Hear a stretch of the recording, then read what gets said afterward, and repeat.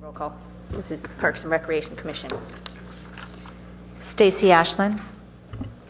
Deidre Cromie. Here. Jennifer Hedderly. Here. Ed Lowing. Here. Abby Knopper. Here. Pat Markovich. Here. Keith Reckdahl. Here. Greg Schmidt. Okay. Do we have any agenda changes, requests, or deletions? No, I don't see any. Oral communications, any member of the public may address the commission on any subject not on the agenda.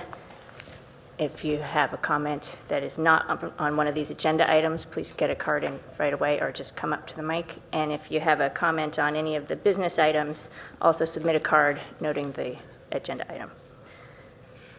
Then, first order of business is approval of draft minutes from the March 25th meeting. Do we have any edits or revisions to the minutes? Commissioner Cromie? Okay.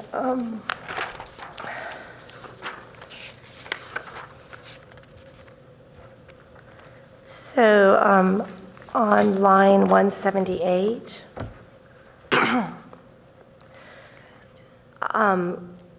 it should say idea that walking and parks are not the same thing.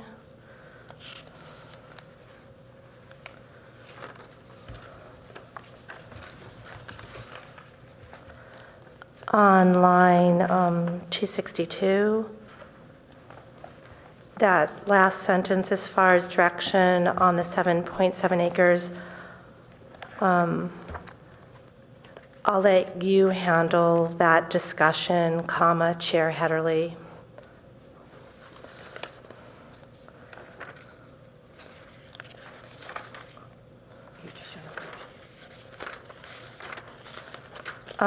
Line, let's see, line 756, where it says public outreach mechanism out should be the word at. On line 841, can you spell out what CEAP means?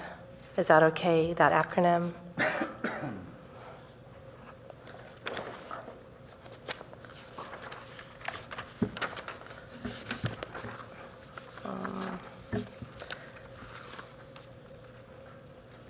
Okay, on line 1253.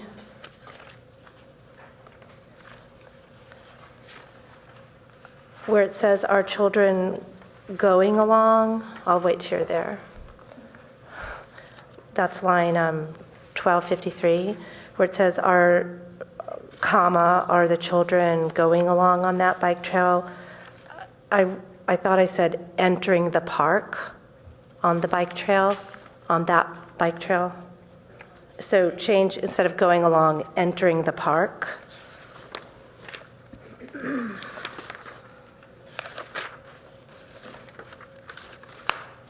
And on line 50, well, we have a what are the concepts?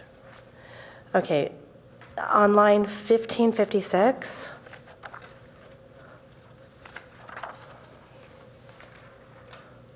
change the word our to the word them, question mark.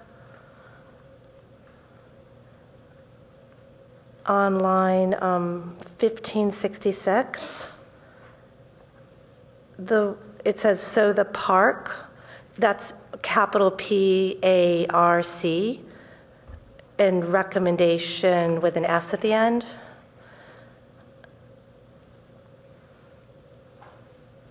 And then it ends with, if we happen to add the word one, question mark.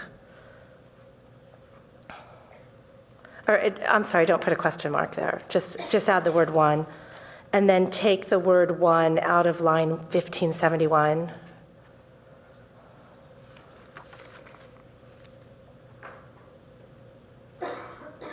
And then on line 1582,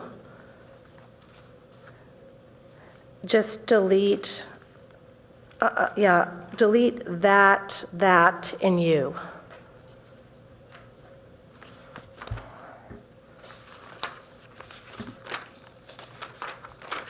That's it, thanks.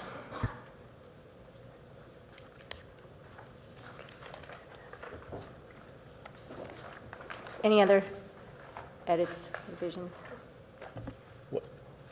One simple one. Commissioner Cromie and I had our same copywriting glasses on, so I had about 4 of those as well. Just on line 887, it's supposed to say, so we can see the changes. There's a missing word there, see.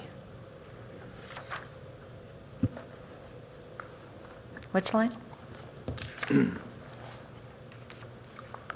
887. Oh, 8.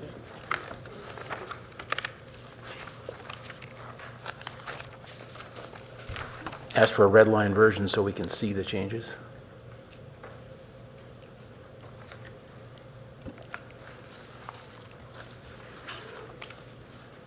Any others? Okay, seeing none, I would entertain a motion to, So move. Second. all right. Moving right along to item of business number 2, presentation and discussion on the Our Palo Alto initiative, a community conversation about our city's future. And I see we have a guest here today. Oh, my vice chair reminds me we should vote on the minutes. So all in favor of approving the minutes as amended?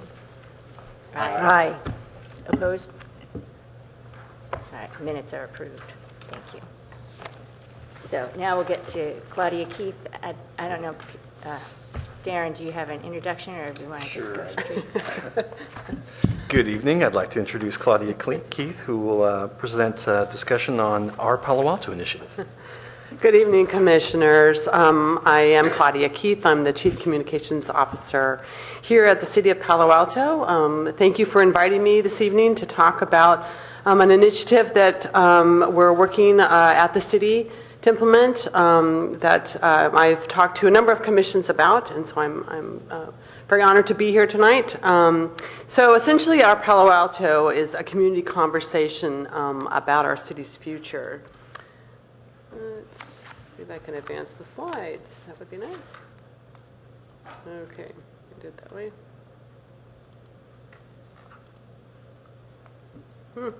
Okay. No. Does that work?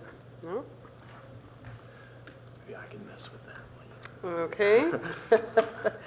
There we go. All right, we'll do it that way.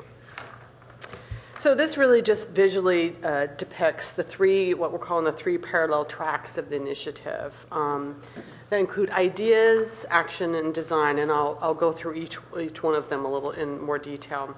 So what we really want to do is create both opportunities for community dialogue around important ideas and programs while tackling the issues that we know the community cares about and that we all, and I'm assuming that you all hear about as well. So we really want a lot of input and participation from our community and our citizens. And so we've organized the initiative into these 3 interconnected tracks. So our Palo Alto is really just a way to express the totality of what we're talking about that runs through many departments at the city and through a lot of different areas. So it all starts with ideas generated from conversations that build connections between citizens. So our outreach approach is what we're calling Beyond City Hall. We really want to have conversations with our neighbors and businesses in the community, at community centers and schools. Like many folks, we know people are busy. We don't see them come to City Hall or come to commission meetings. So we really want to go out into the neighborhood in new and different ways. And we're hoping that these conversations will bring people together to share their hopes and dreams for Palo Alto, and as well as their worries and their concerns. So what we hope to do is deepen understanding and expand the voices that actively participate in our community. We do have folks who do come and spend their time at commissions and at City Hall, and their voices are very important, but we know that that's a very small segment of our community. So what we want to do is really provide opportunities to hear from a broader number of folks because their voices are important as well. So these ideas will take many different forums. So we want to connect in different ways. We want to enhance our use of technology to reach constituents and groups that do not come to City Hall but are very interested in the issues that our leaders are dealing with. We want to have lots of community gatherings. So think of like a picnic in the park, bike rides, or our neighborhood pizza party.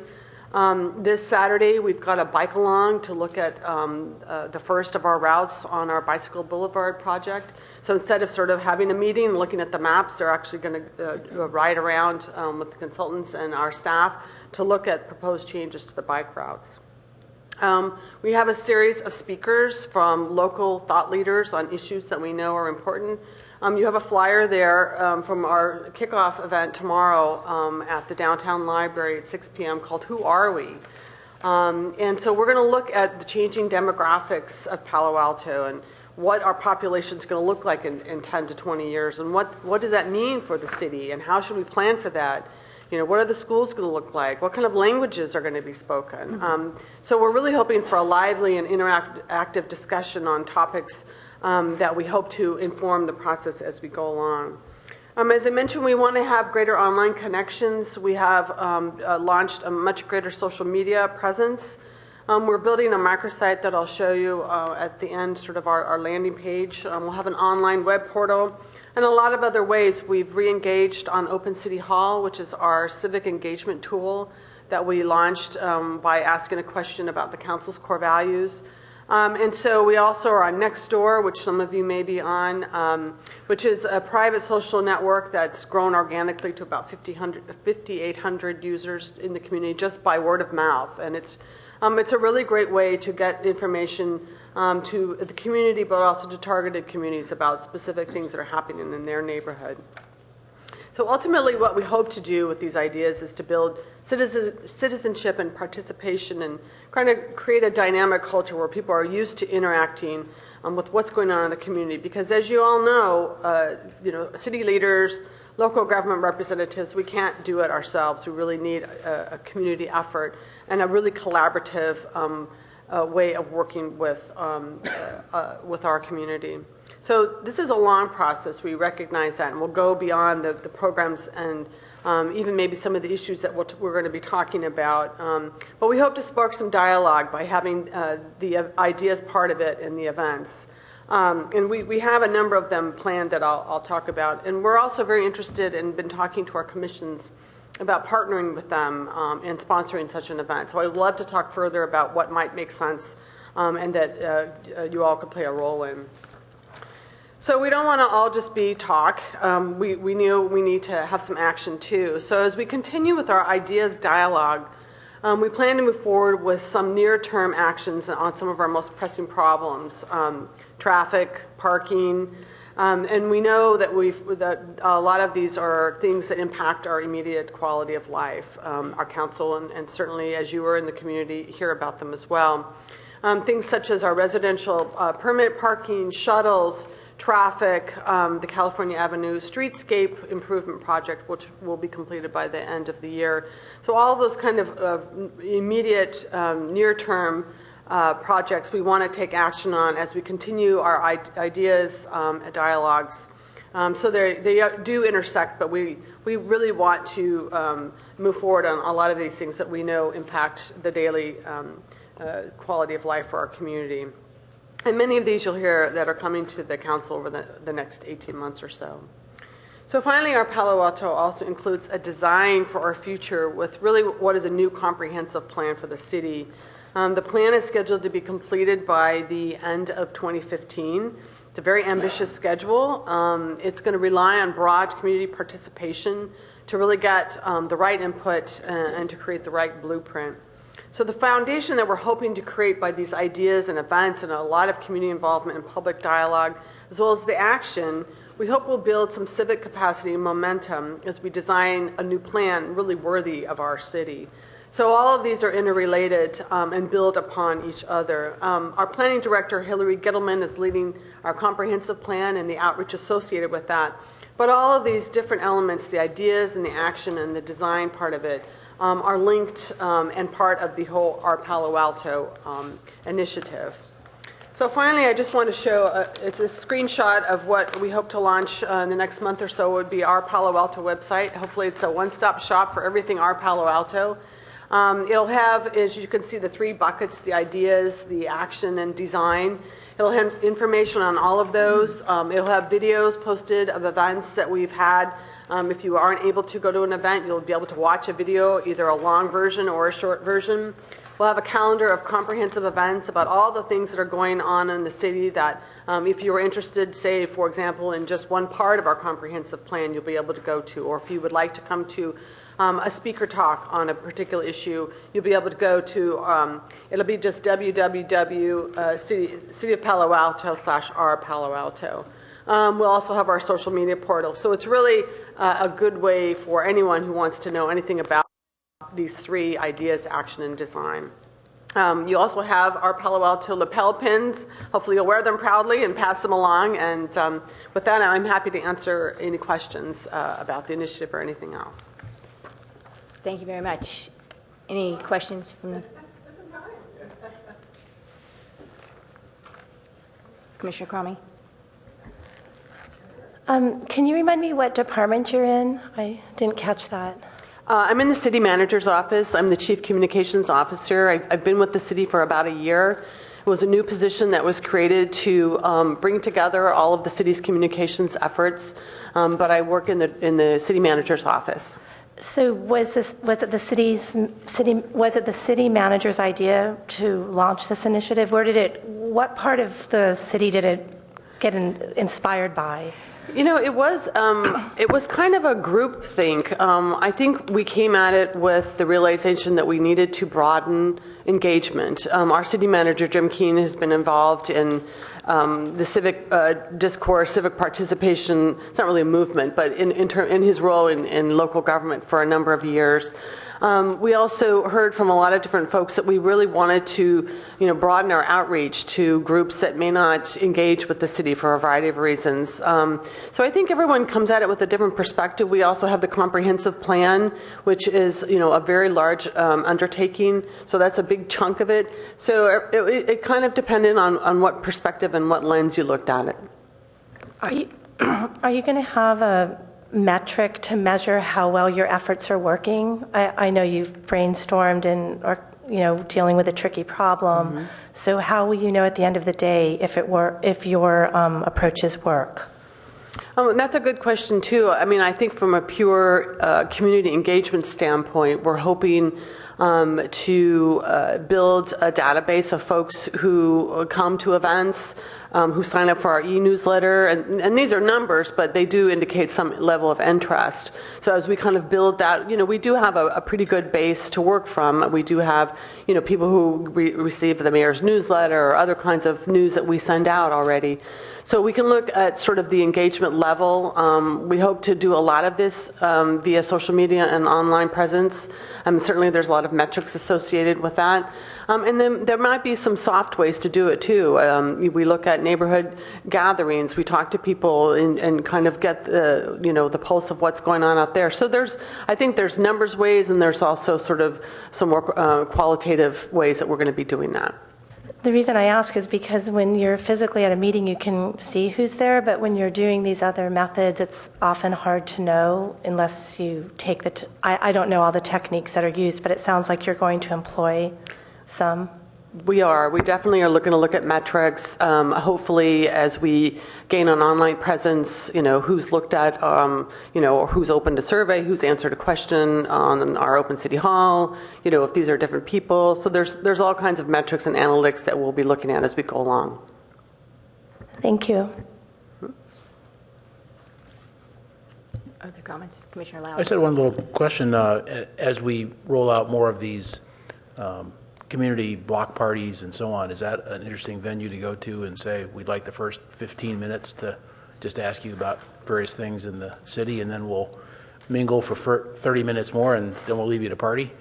Yeah, one thing that we're thinking about doing is embedding our Palo Alto in our Know Your Neighbor grants that we did last year, and having some our Palo Alto element, whether it's talk about an issue and then send us an email about the conversation, or having someone from the city come and just talk. One of the things that we're also doing, I'm going to be talking to the outreach consultant for the Parks Master Plan about joining together in partnership on our Palo Alto event, as they're going out and talking about what people want to see in parks. So that might be sort of a built-in opportunity. So there'll be ones that we create ourselves and ones that we hope to piggyback onto that are already happening. And so it really does, I think, can take any form. We'll try lots of things. Some things might not work. Some people might not want us there, or might just love us there. So I think we're really open to any new and different way we can engage with the community.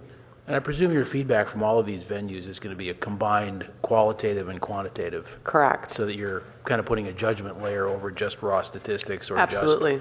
just these people said this and they're passionate about it, but they're 3 of the 30,000 that live in this neighborhood. So Exactly. No, Okay. Absolutely. Great. Other comments? I have a couple comments. I'm excited about this. I think this is a really great process, and it's about time we kind of opened up for a big, larger conversation. I've lived in Palo Alto many years. I don't remember anything like this in the past. I'm especially happy to hear that you're going to have links to videos of the events, because that's something, I go to a lot of events, but I miss a lot of events too, and I often wish that I could go back and kind of get the tone of what happened. I did have 2 comments. One is, I think it's really important when you ask your citizens and your residents to participate in their civic affairs, that it's a two-way conversation, that there's some way for them to know that they've been heard. So I think it's important in all of these different venues to have some piece where you explain not only why you're reaching out to them and inviting them to speak up, but also what's going to happen with their input. Where is it going to go? What's the process? And how will they know who's heard it and when? I think that's an important piece.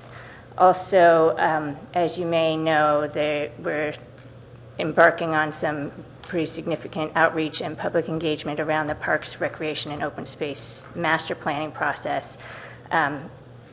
It would be a huge missed opportunity, I think, if these two tracks went in parallel and didn't cross over at all. So I would like to see integrated into the various outreach, at least providing some information about how residents might get involved in the Parks and Rec and Open Space Master Plan. Right. No, I couldn't agree more. And in fact, I'm having that conversation with your consultant tomorrow about sort of how to integrate, so we're not on 2 different tracks, because they're linked, and we really want to be part of that conversation. So we've definitely been partnering with a lot of folks who are on that path, whether it's the comp plan or the parks plan, definitely. Great. That was it for me, and nothing else from the panel. Well, thank you very much. Thank you very much. I Appreciate look you forward coming. to Nice seeing you in the face. community and getting some ideas. So thank you. Thanks. All right, that brings us to business item number 3, review and recommend to council approval of the draft urban forest master plan. And this is an action item. We have 45 Yeah, so minutes. let me first apologize for being late. I was at the Policy and Services Committee meeting next door on teen services, and we were first on at 6 o'clock, but they were so interested in it went after 7, so I apologize for that. But here now, and happy to welcome Walter Passmore back.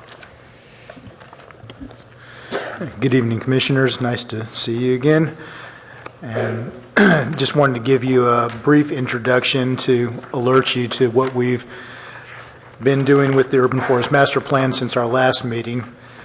We have added the executive summary, which several of you expressed interest in, and we've incorporated the About the Document chapter partially into that and partially into other portions of the master plan. We further enhance the description of ecological benefits of the urban forest there was individual comments regarding species benefits and other ecological benefits.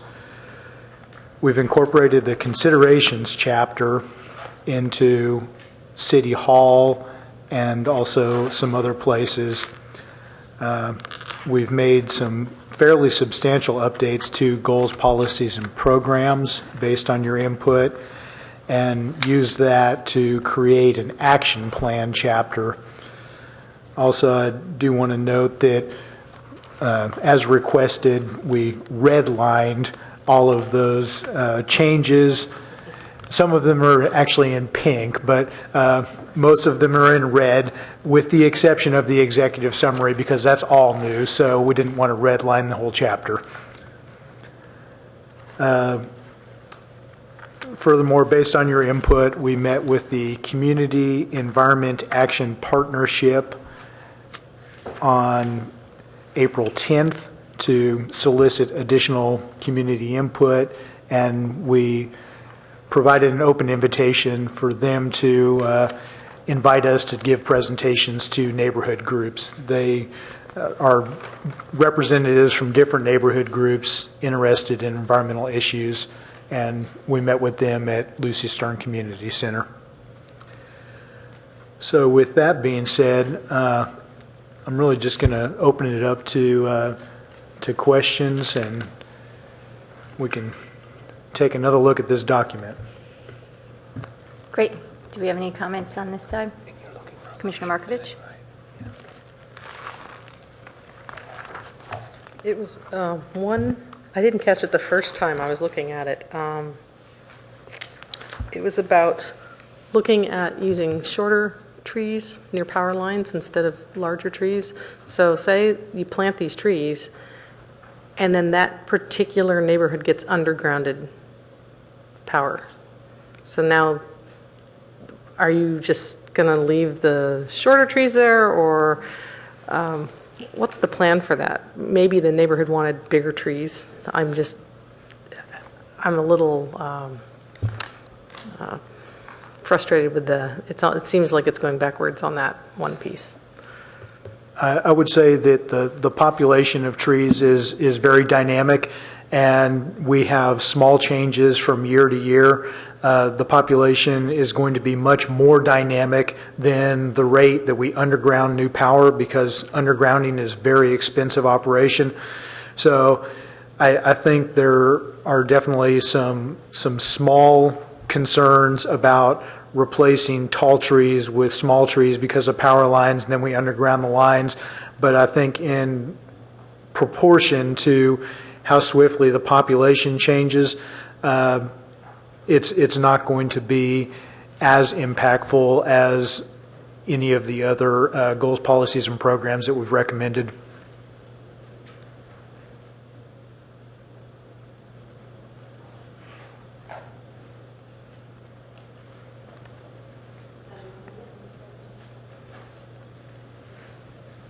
I just want to comment on the format. First, thanks for listening. You really did. And throughout this thing, I can see weaved in a number of changes, not 100%, but that's okay. But the net is I think you have a much better formatted document for everybody to read, including council. Just much more easily understood in terms of what the objectives are here. So thanks for the new effort.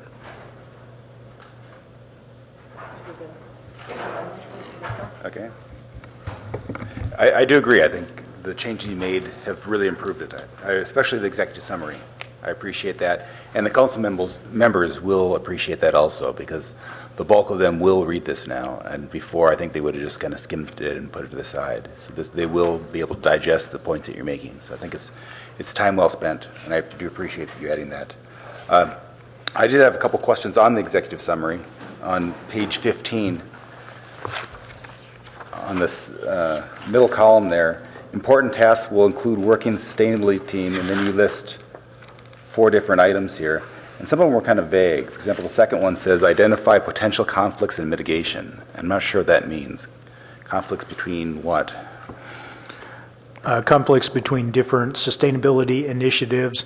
You know, for instance, we have initiatives to increase the amount of solar power, which we talk about in much more detail further into the document. But to do that, we may have to sacrifice some tree spaces. And so that's one of the conflicts of many potential ones that we're going to have to deal with. Another one that we talk about in much more detail further in the document is the conflict between water conservation and the amount of canopy and the number of large growing trees that we plant, or the density of that canopy that generates benefit. So on one hand, of course, we want to conserve water. It's a very important sustainability aspect for our community in the future. But on the other hand, we also know that large growing trees with dense canopy provide the greatest amount of benefits at the lowest cost. So it's a balancing act there. There's some conflict, and we should expect that to, occur as we have dialogue on these subjects. That brings up a very good point. For the trees, in general, we don't water the trees. If you're talking about boulevard trees, they generally go unwatered. So if you're dealing with water conservation, I would think a tree would be much better than any type of grass or other plants that need irrigation. Is that not the case? That's correct. Okay. So when you talk about the conflict between watering and trees, you're just talking in a general sense, or are you talking about is there a specific issue with trees taking water? No, it's more of a landscape decision, but the further into the conservation topic that we go, the more we're going to have to try to motivate people to make landscaping decisions that depart from the traditional lawn and flower bed and go to something that is more sustainable environmentally. Okay. But that second bullet, I would expand that. If you made that a little clearer, it would only take another 3-4 lines. You could have a much better explanation. And then also the third bullet is saying develop a list of preferred and restricted species. But it doesn't say what this list is used for. Is it a binding list? Is it for public education? What's the purpose of this list? It's a guideline, and it's for public use, but also for city projects. So we hope this list is going to be quite extensive in utility, and it's not going to be a policy, but I anticipate that it's going to be a very useful tool. So would you say this list is your office's recommendations, or how would you describe this list? Correct. That's going to be our recommendations. Okay. I would put that down also and say that the purpose of this list is to inform the public and inform the cities of what you think are the best choices. And then finally, the fourth bullet, evaluate carbon credit programs. What does that mean? Is that the city running carbon credit programs, or does that mean that using existing programs that the state or the federal government is executing? Well, currently we have a lot of energy conservation and carbon neutral initiatives as part of sustainability planning, and those are city programs, or are they? Correct. Okay. Correct. And carbon sequestration is documented. And we know that forests have a benefit, but the urban forest market for carbon credits is really in its infancy. The state has just started to look at new protocols for how to qualify projects for carbon sequestration and cap and trade, and we want to be at the forefront of that market as it moves forward to determine if we can use part of our urban forest to account for part of our carbon footprint, because we do have a very widespread and very robust, very functional urban forest, and we should be using that as part of our sustainability equation on how we're going to make the city of Palo Alto carbon neutral. Does the city have any programs to expand the urban forest, to plant more trees in parks or other spaces? Beyond the urban forest master plan, there's not. For example, do you anything- have any CIP money for planting trees? Not currently. Okay. And Darren, if a tree falls down in a park, then do you have money to replant that, or how does that funded? Yes, that's kind of a regular occurrence, and typically if we do lose a tree, particularly in open space, in a high-profile area, we do pull from our operating budget to replace the tree. Okay. Oftentimes we'll work through Canopy and they get donations. Oftentimes the tree department has in-stock contributions they can make to us, so quite frequently the process is to replace one that goes down. Sometimes it's the location that gets tweaked. Oftentimes the configuration of irrigation around trees has changed over the years and it's no longer really helpful to the tree or the landscaping, but some little tweaks here and there. When you say the tree department has it in stock, do we have a nursery that we run? Correct. Then they're growing in the ground and then we dig them up? Not in the or ground, but in they're the municipal pots? services center. Okay. Right. Okay, thank you. One last question, and this is again on the executive summary, and this is on page 21. And this is talking about the benefits to investment ratios. Two comments here. One is a little better description would be good, because I had to really think about the benefit and go back and look at it and say, what are they trying to say here? And I believe in the middle column, that is the, I'll let you write down your notes. Okay, on the middle column, that's the benefit that the cities get for every dollar they spend on trees. Correct. Is that correct? Okay, Correct. and then on the right hand, you've taken that and expanded that out to the total value. So this, if you had a very high ratio, but you didn't spend much, you wouldn't earn much money. So you look at the total amount of money that you earn by planting trees and then divide that by the number of people in the city. That's correct also? Correct, yes. Okay. So number 2 is Palo Alto, which first I'm very proud of that, but I thought, well, why am I proud of that? What did we do to get number 2 on that list? Why are we so high? So not only does the city spend money to have a very good maintenance program, but we've also made wise selections of trees over the years. So we're spending our money to a very good return. If you're looking at it from a business model, the cost to benefit ratio, like you observed, is only so good, because if you don't spend much, then you might have a very good ratio, but you might not have much of a return. Whereas the differential shows that we're actually reducing every person in Palo Alto's tax burden by $73 a year. So that's $73 less in taxes you're paying after the cost of the urban forest management program comes out. And of that $73, what's the bulk of that? What's driving that number? A bulk of it is on additional property tax and sales tax revenue. Now, and also realize this is only street trees.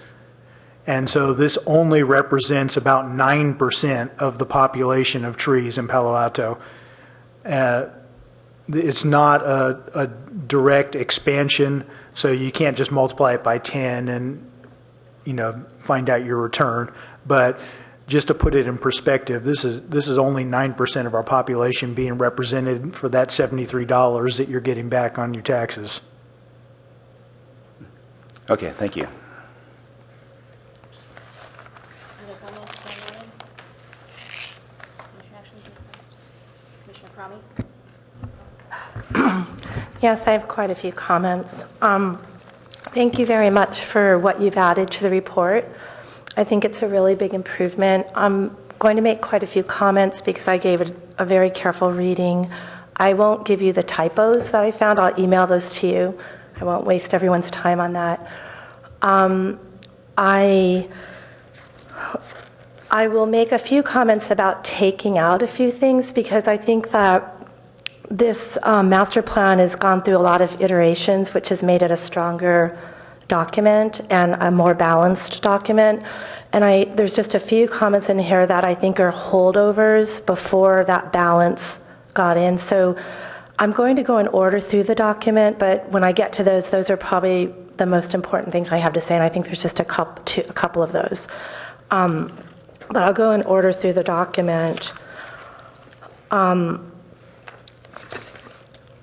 thank you, Commissioner Rector, brought up a few points that I also had on my list, so I can delete those. So I just want to start on, in the executive summary on page 17, you have a sort of a light green box where you say preventing the loss of canopy and or planting sites due to development will require improvements to project review and inspection procedures and likely changes to the municipal code. And I just wanted a little clarification on that. I think this section is really important, and I'm wondering if there will be any provision here to fine developers that destroy trees. Is that what we're getting at? So I notice on developments in my part of town, the south part of Palo Alto, I've seen some trees boxed off for protection, and some very big, beautiful trees have then died. And that happened on the redevelopment of the Palo Alto bowling alley. A beautiful old oak was killed. They had two beautiful oaks boxed off, and one of them died. And I'm just wondering, I see you want to put some more teeth into this, and so does that fall under this possible change in codes, or how would we get at that enforcement piece? Yes, there's currently enforcement authority in code, but it's maybe not as specific as what some of the input we've received is. I'm not going to predict what changes to code might be, because that would be a council process that we need to go through. But we're, basically installing a placeholder, because that's an issue that came up. People such as you observed that we weren't doing as good a job as we thought we needed to with some of our tree protection on construction sites. Okay, so we don't need to add anything in. It would be carried under that. Is that correct? Correct. Okay, thank you. Okay, moving on to the next page, 18. There's a section in here, a headline, community input and outreach, which I think is also really good. I really like the way you organize this executive summary. The issue I have here is that when you discuss this, you just go over the results of this survey. And I think that's important, but I think it's also important to put a few sentences in about what is the most significant outreach that you're going to do, because I'm a little bit unclear of the educational piece of this plan as it pertains to future enforcement.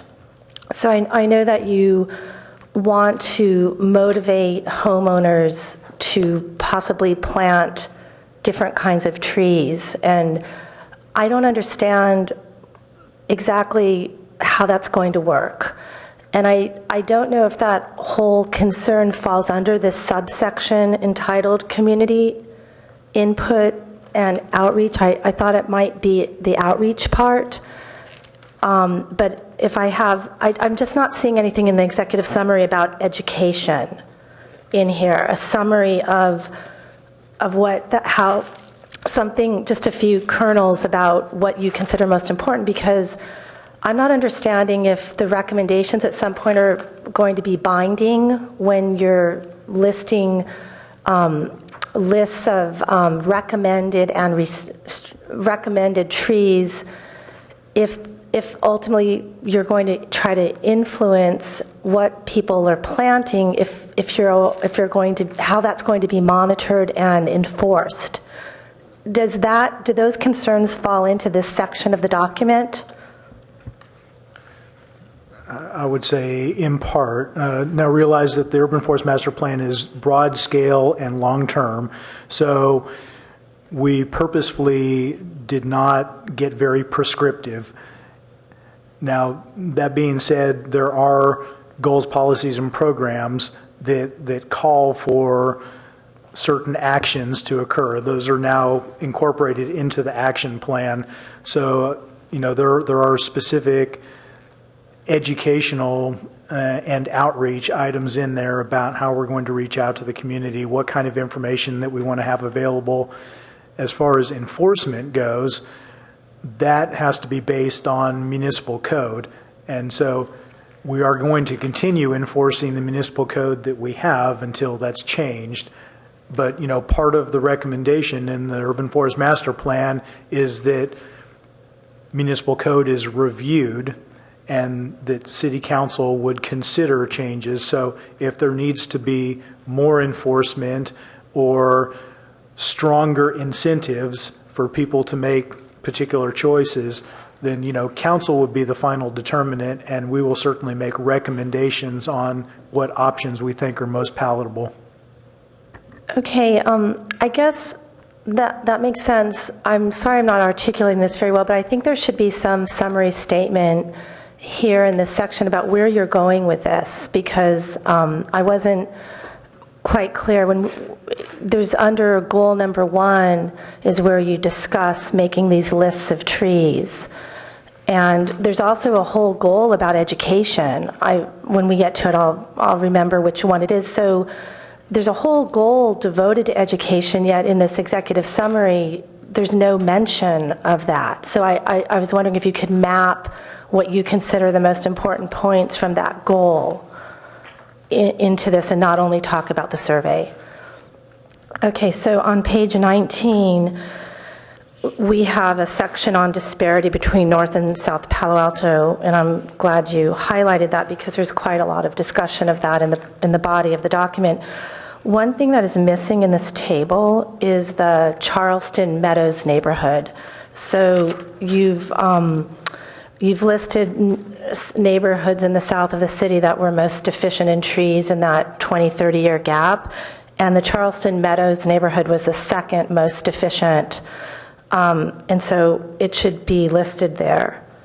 Is that possible to add that into that table? Yes, certainly. Okay, thank you. And it's discussed on page 57 of the document.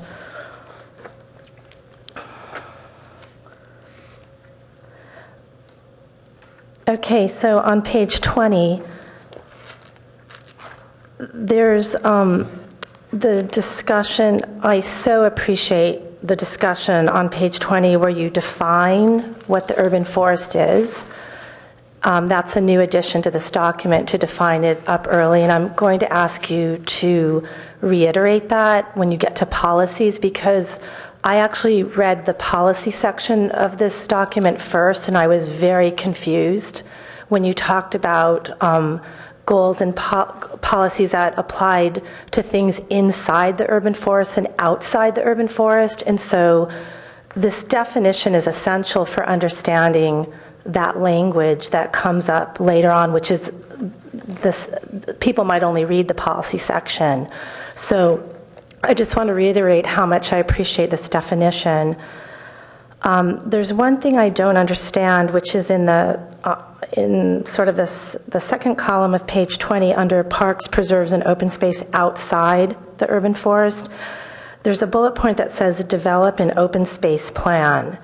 And I worked on the natural environment element of the comp plan as a commissioner, and we looked in a lot of detail about different policies and programs that pertain to open space. And I don't recall something called an open space plan. So we had things called comprehensive conservation plans. And so if you use that language, it ties back to the comprehensive plan. I thought Darren might want to chime in on this and whether there's something called an open space plan. It's mentioned a number of times in this document. Darren Anderson, Open Space Parks and Golf. Yes, Commissioner Cromie, that's exactly right. I was in the meetings with the urban forest plan was being discussed, and that was bantered about open space plan. And really what they're referencing is exactly what you're calling for, a comprehensive conservation plan that would encompass things like that, trees, trails, all sorts of stuff specific to open space. So it's wildlife, habitat, and recreation are the three components. And as you mentioned, that's both in the comprehensive plan, at least the update, it will be a recommendation that all Palo Alto's open space preserves should have one. And as you know, we've already embarked on that maybe 5 years ago for the Baylands and ran out of funding, but we're continually trying to move forward with that. So can we add that language in since it ties back to the other city documents? Yes. And can you just do a search and maybe swap that at the various places where that language is used? It's also used under the policy section. I'll probably mention it again when we get there. Okay, I won't go page by page through this document, but I am going through a lot of pages of the executive summaries, so bear with me. On page 21, where you're talking about the benefit investment ratios, I recall from our prior meeting and review of this that we mentioned that you might say that the biological ecosystem value is not measured in this. Is when you're measuring like all the measurements, when you're measuring all of these, I just don't see where ecosystem and habitat gets measured. Am I missing that? There are only certain aspects that are able to be monetized, and there's a much more detailed description in the resource analysis that these numbers came out of. So I would, refer you to that, but you're right in that currently there's no way to monetize wildlife habitat benefit. Can you just make a note of it here, because some people will only read the executive summary, and I think that is a point that I know more. I know that it just wasn't me who brought that up at our last meeting to make a note of that, and I wasn't able to go back to that section of the document and look and see if it's there, but if you can also check on that.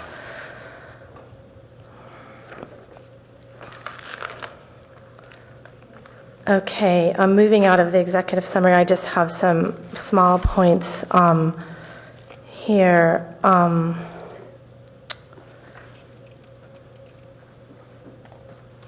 Okay, let's see.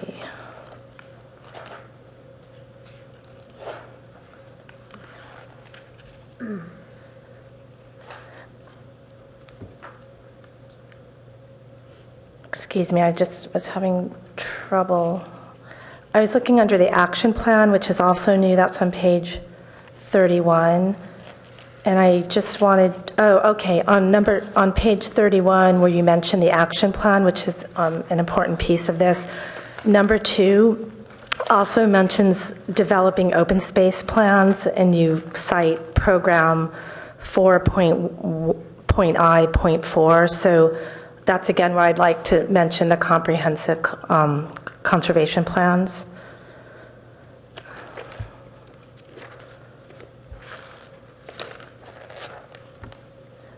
And so just talking about, tying back to the point I just made about the biological ecosystem value can't be quantified, that relates to the benefits and values section, which begins on page 37. So if you can just check that it's mentioned there. I didn't have time to look for that.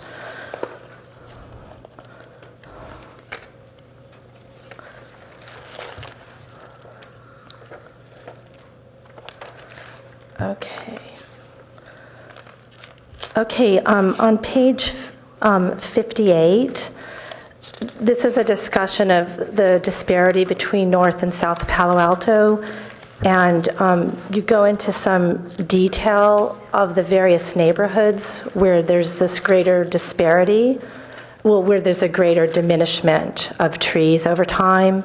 And on page 58, you discuss the Fair Meadow neighborhood, and I just wanted, there's a sort of a discrepancy in how this is written, and I just wanted to point it out to you that you give 3 bullet points on the first column about what might have created that discrepancy, And one of your bullet points is listed as problematic for the soil type.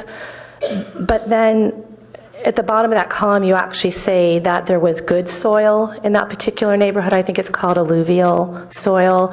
So I was just wondering if you can just make that more consistent between having a bullet point that says one thing and then the paragraph down below says another thing. And I'm quite familiar with this neighborhood over time in the 13 years I've lived here. And one thing that I've seen go on in this neighborhood that hasn't been mentioned here is the transformation of small homes into these humongous homes. And that's particularly noticeable in the Fair Meadows neighborhood. And when I was on the market looking to buy a home in 2001, I looked in that neighborhood and I saw what I called a lot of monster homes being developed there. And so I really think that went on in such a pronounced way in that neighborhood that it actually should be possibly acknowledged that when people increase the footprint of a home that large, that you lose space for trees.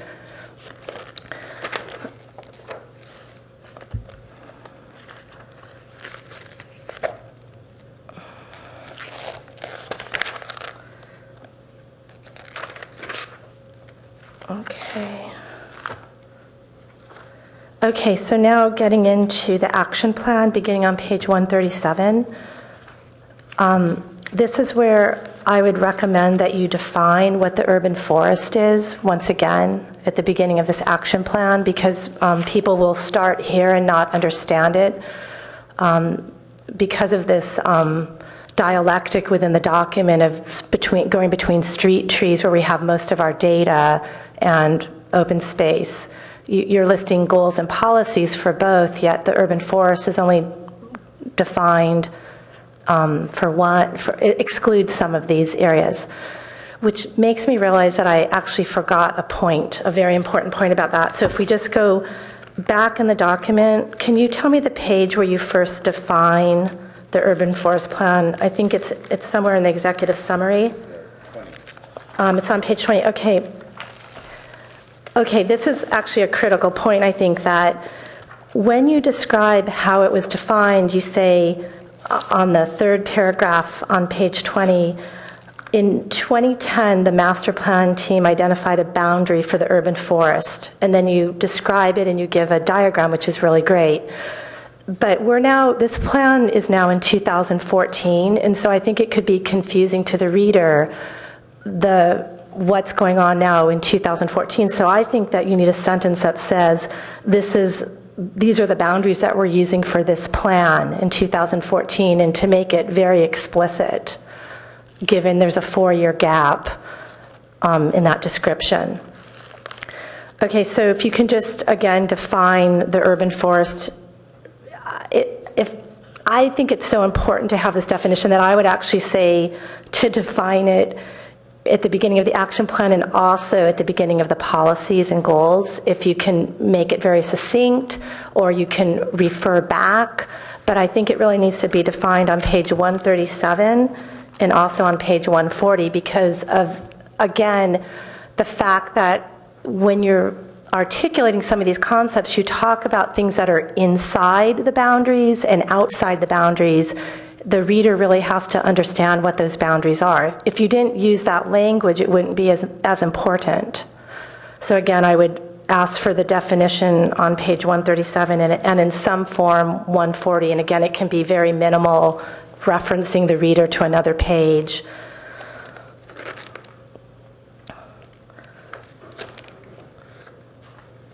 And I'll just illustrate why that's so important. If you look at page 139, you have the second subheading on page 139 says, parks, preserves, and open space outside of the urban forest. So the reader really needs to understand what that means. Okay, now I'm going to get to something that The other option, you could just reference, instead of repeating it, just reference what was defined. Yeah, that's fine. Whatever you decide to do, as long as there's some note there.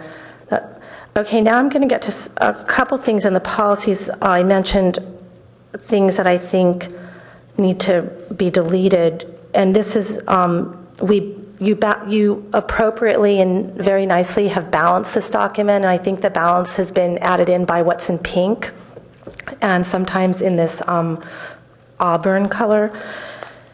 And one thing on page 140, under program 1A2, I think the last bullet point, which reads, preference for species with the least undesirable traits, such as surface rooting, prolific fruit or seed production, susceptibility to insects and diseases, such as sooty mold and aphids, et cetera, needs to be listed, is at odds with what we've added back in, which has to do with what is considered desirable is really location specific. So we've put in all this language to say that, and so actually in some locations it's desirable to have fruit trees, it's desirable to have trees infected with insects for bird food. So what I would like you to do is to strike that whole bullet point, because I just think it's too confusing to have that and then go on to say other things are really important and the site specific is very important. I think that you lose the granularity that you've inserted here by having such a broad sweeping statement that is reflective of one bias for one kind of location, which would often be, street trees. I think that also applies to park trees and developed parks. So that is a very important component of our population. So I'll certainly consider that comment, but I'm not sure that we're going to completely remove the language on undesirable traits, because it is good to recognize that there are undesirable traits, and that's why we have a preferred and restricted.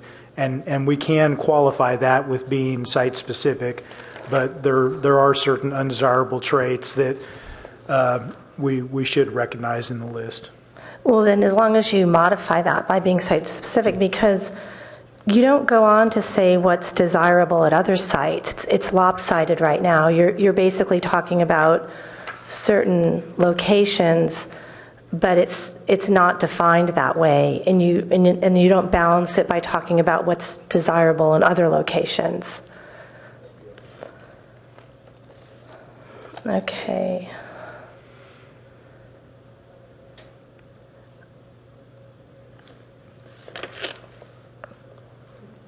I'm getting close. I'm just,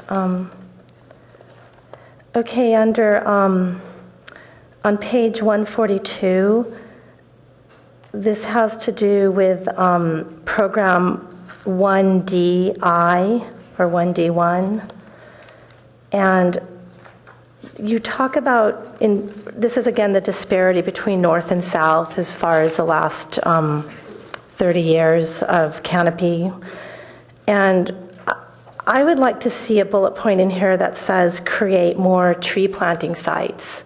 I see bullets about studying it, but I don't see a bullet with enough of an action sense to it. So if you can just take a look at that and see if there's a way to insert that.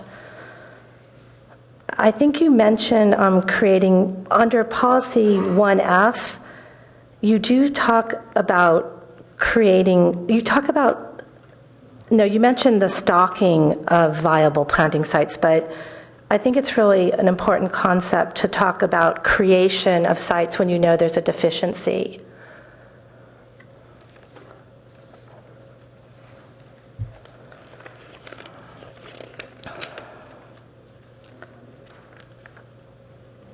Okay, so moving on to page 145, there's this is where we have the goal about education. Goal 3, a community that appreciates its urban forest and partners with the city and canopy to steward it. So this seems like it's an important piece of this document, and that's what I've asked for some things from this goal to be reflected in the executive summary. Yes. Okay, so on page 145, program 3A4, you talk about continue pruning workshops and tree tours and consider additional ways for community and staff to interact. I had a little bit of problem sort of lumping that all together. So what I was wondering if you can have a separate program that says educate public about bird nesting season and the best time to do tree trimming and maintenance. So it's not lost in sort of that more overly wordy program. And I really don't know where you say additional ways for community and staff to interact. I found that very vague, personally. I mean, it might be nice to kind of just add some more to that if you can. Okay, on page 146, program 4C2, where you say incorporate same into project review standards, I would just reference back to the other it's at the top of the second column of page 146 under program 4C2. I just had trouble with the use of the word same. If you can just specify what you're mapping back to, whatever that program is. Just, I would say just define what the word same means there. And, okay, I'm almost done. Okay, this is another place where I think that I want to just create more balance here. So on page 147, the second column, you have program 4G, Roman numeral 7. And here's a very important section where you're talking about updating the tree technical manual, which is a very important companion document. And I'm glad to see that this new bullet point has been added that says review. It's a second bullet point that says review and expand the requirements and options for mitigating the removal of existing trees. Delete the word AN. That's really good, but I think what you have written below it is too specific. It's talking about rooftop plantings, and I would like to see that deleted because I think it weakens this really important statement. So for instance, this is a statement that supports the whole golf course mitigation that we did. It's to look at alternatives. And this idea of the rooftop plantings doesn't encapsulate any of that. That kind of mitigation was just done in a completely different way. So I think having that second sentence really weakens the power of that statement. So if you feel comfortable, I just really think it's important to have that stand on its own. And I'm really close to the end. Two more. These are very small points. So on page 149 under program 4112, at the second column of page 149, the very last program, this is just a question. It says, consider transferring maintenance responsibilities from Community Services Parks Division to Public Works Urban Forestry Division 4, and then it lists 2 bullet points, including the golf course. And I just was, I don't have a bias, but can you explain to us what the difference is to have one group be responsible for maintenance versus the other group? I think it's more of a budget, economy of scale, administrative oversight. And since the Urban Forestry Division is handling all other trees in the city, it'd just be more efficient for us to also handle the trees in the open space along the park roads and in the golf course. Okay, and then my last point is on policy 4K, which is on page 150. Program 4K, Roman numeral 2, it says work with Canopy to educate the development community about the need to discuss trees during the early stage of a project's design. Can you please add work with Canopy and other stakeholders to that bullet point? Yes. Thank you so much for all your work on this and your patience with my comments. I just have a couple of comments. I'll be very brief. I absolutely agree about the importance of addressing kind of the elephant in the room of the elements, the benefits that are hard to quantify. I don't think we can just pretend that they don't exist. So I really would also like to see some mention in there about acknowledging that they exist and how we're going to deal with them in terms of monitoring, analyzing without the standard quantified data sets for consideration in future city planning. I think it just you have to say it. I think this is greatly improved. I liked the executive summary. I especially liked the action plan, those front 2 pages before the goals in the back. I did find, one thing I found confusing was that the section headings don't all match up. So, for example, in the executive summary, you talk about species, but then when you go to there's a section on species in the executive summary. I don't know what page it's on, page 17. But then you go to the table of contents, and that's not a main heading, that's sort of a consideration under the section composition.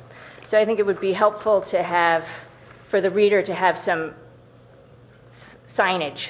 So as you're reading the executive summary, you can say, okay, I want to know more about species, where do I look? So maybe add for more discussion on this, see section, whatever. So I think that's especially important on page 18 for the community input. For the complete survey results, I would go ahead and refer to that. So somebody who's looking, because public who reads this are going to want to know that section especially, I think. So referring them to where in the body of the text would be helpful. Also, I agree with Commissioner Rechthal's concern about the benefit investment ratio. It was confusing to me, even though I've read this now a couple of times. In the executive summary, I got to that and I thought, who's going to know what the BIR really means, where it comes from? So I think it would be helpful to have just one sentence in English after that first column on page 21, where you list the items 1 through 10.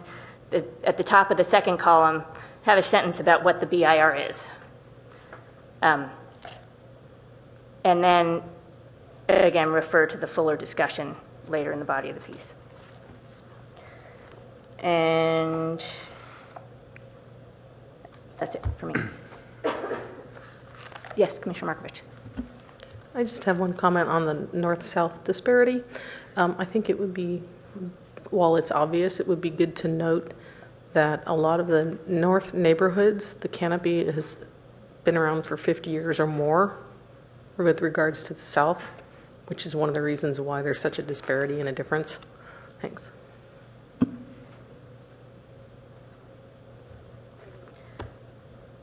So this is an action item for tonight. I would entertain a motion to take some action on this if there's motivation for that.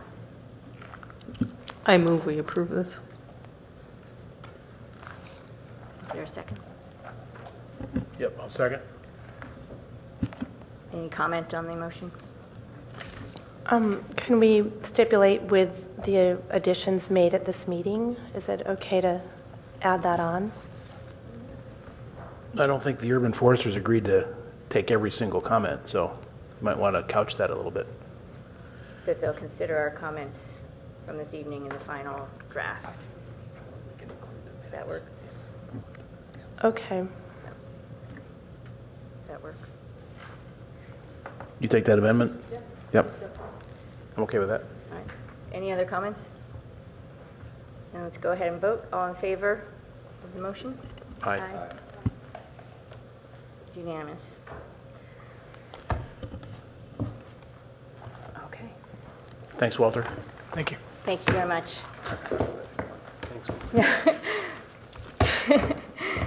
We could just throw it on there just for fun. All right, that brings us to item number 4. I do see some members of the public out in the audience. If you'd like to speak to any of the items on our agenda, please grab a card at the back and hand it in to Rob here at the table. Item number 4, recommend to council a park improvement ordinance for Hopkins Park. We have Darren Anderson here to present on that. Good evening, Darren Anderson. I'm with Open Space Parks and Golf, and I'm here tonight to ask your recommendation to council to approve and adopt a park improvement ordinance for the design of Hopkins Park capital improvement project.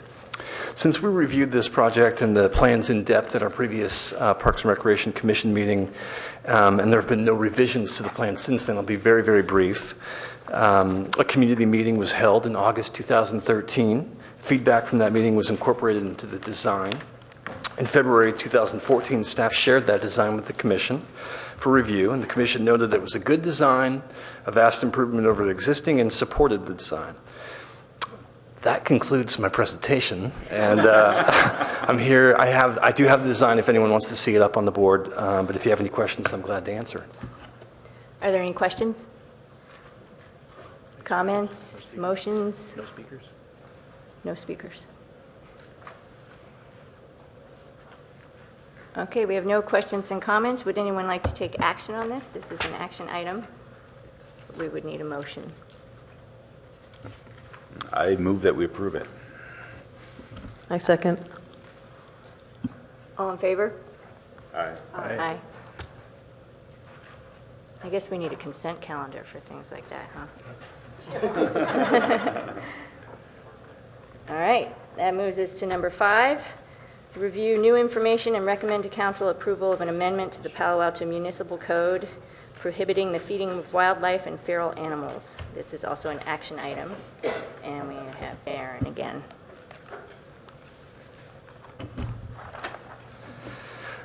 Good evening again, Darren Anderson. I'm here to seek your recommendation that council amend the municipal code to prohibit feeding wildlife and feral animals in Palo Alto parks and open space areas. I presented this topic to the Commission in May 2013, and the Commission supported the idea and suggested that I speak with the Audubon Society to get some feedback on them on whether the ordinance was broad enough to cover the overall scope of the issue and the problem. I did meet with the Audubon Society, and they recommended that we include, in addition to wildlife, prohibiting feeding of feral animals. I returned to the Commission in August 2013, and the Commission voted 6-1 to recommend the Council to approve that ordinance. Commissioner Ashland, the 1-no vote, felt that staff should consult with animal welfare groups to learn more about the impacts this ordinance would have on feral cats. And I did meet with 2 animal welfare groups, and I had a discussion that prompted my return to the Commission tonight.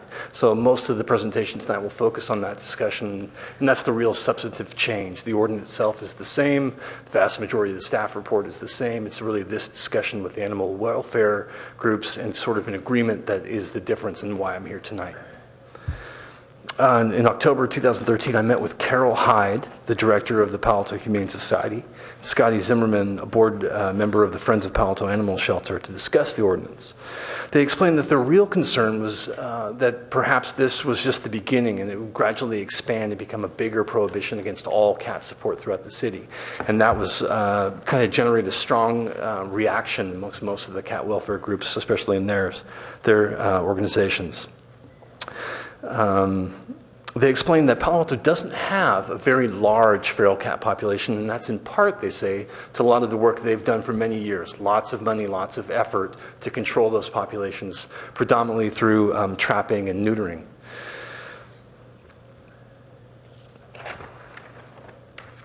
They also noted, and I thought this was really poignant, that they aren't aware of any legitimate feral cat feeding currently taking place in any Palo Alto parks or open space areas, and that they support keeping feeding of feral animals out of sensitive areas where wildlife might be impacted.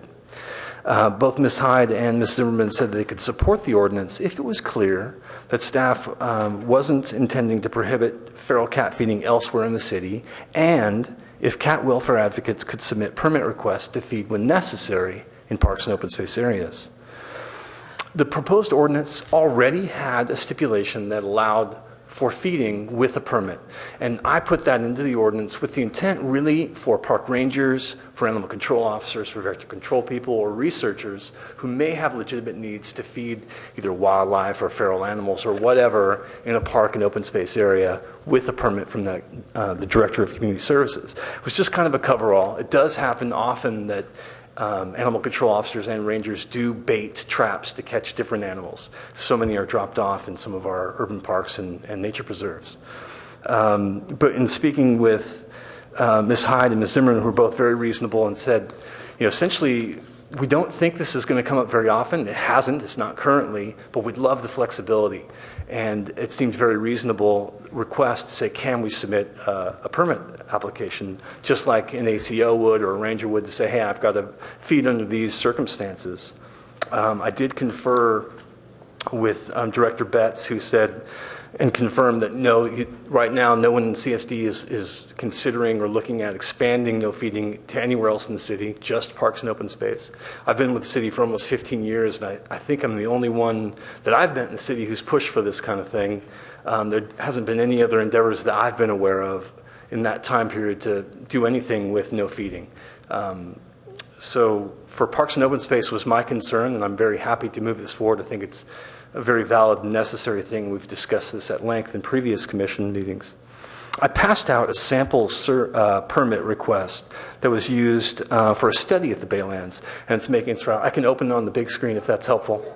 Great. It's really handy for, and I guess that's an example that I like because it shows the depth in which the person is saying, hey, this is where we're going to do it. This is a drawing of the park that shows where I need to do it. This is the time frame. This is who's going to be here. Here's the contact information.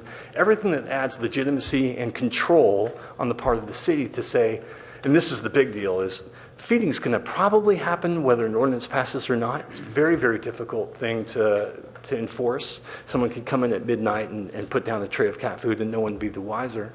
But the advantage here is there's an opportunity for the city to say, yes, we're going to allow you to trap for 2 weeks at Bull Park in this area. We can monitor it. If there's other issues like skunks are showing up or there's some negative concerns or issues, we have now someone we can contact and say, hey, it looks like it's not working. We need you to discontinue that. Maybe there's another spot in that park, or maybe it just doesn't work and we'll have to go with something else. But we have some dialogue now, whereas before it's kind of this under the table thing. I also want to take just a quick moment to address a comment that I saw was mailed to the commission. And I just wanted to clarify, the permit would not be or allow feeding of any predator, cat or otherwise, in areas where we've got endangered species or any sensitive wildlife for that matter.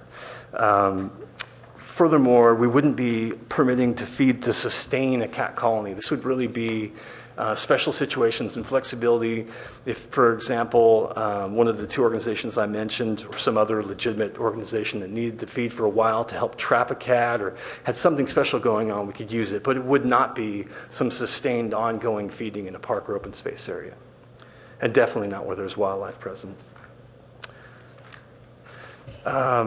During this process, staff has consulted with State Fish and Wildlife Service, U.S. Fish and Wildlife Service, the Audubon Society, the Palo Alto Humane Society, the Friends of the Palo Alto Animal Shelter, and numerous other park and open space stakeholders. I think it's been a good process. I think we've reached a fairly good compromise, and I think it still meets the main goal. The primary goal is to protect that wildlife, to protect the park visitors that are using these areas, and to keep our open space and parks clean and safe. That concludes my presentation, and I'm available if you have any questions. Any questions or comments? Commissioner Ashman. Thank you, Darren. I think this is really thorough, and I really appreciate you taking the time to discuss this with the animal welfare folks. And it looks really, really thorough, and I like the example of the special permits and why and when and where they would be used, and that it still meets the primary goal. So I really appreciate that extra effort. Thank you. Thank you. Just quickly. Yes, Commissioner Ashman. As I read the plans for sort of enforcement, primarily it's going to be new signage to inform constituents, what the issues are, and maybe slightly more patrolling, but not in incremental cost there. And then,